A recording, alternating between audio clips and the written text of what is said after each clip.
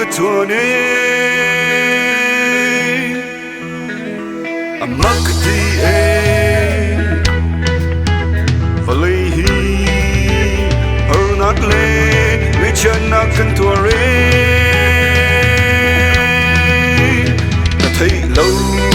mi rồi chân na kinh tuần bia cái tiêu lại nguy sớm mà thân loáng là vì đâm cả dây riêng là để tay mang ngang đi nhà lâm an xia lại để tay tha lại phát cả sao lỡ sầu hở tin ngà ruột mồ lu ngô tô mi ngà la quy lo mi Laksawng An Tam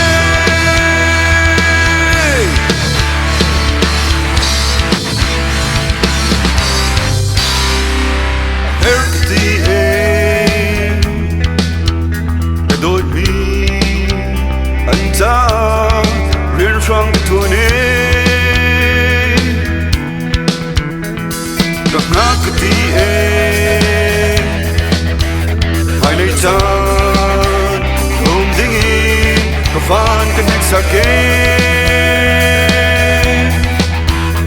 thấy lâu gọi chân na in tuần điệp tương lai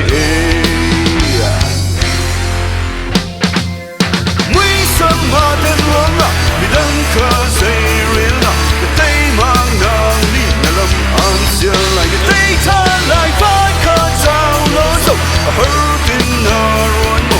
lu ngô tô mi ngà la quy lo ni Laksawng An Tam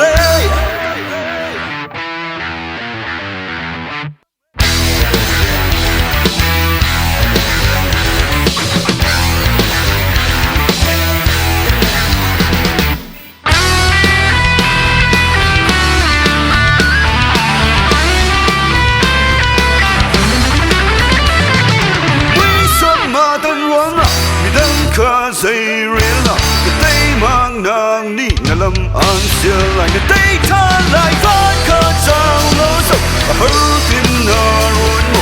lu ngô tô mi ngà la quy lo mi Laksawng An Tam quý sớm mà tên loáng là vì đâm cả dây riêng là cái tay mang ngang đi nhà lâm an xia lại cái tay tha lại phát cả sao lỡ sầu hở tin na ruột mồ lu ngô tô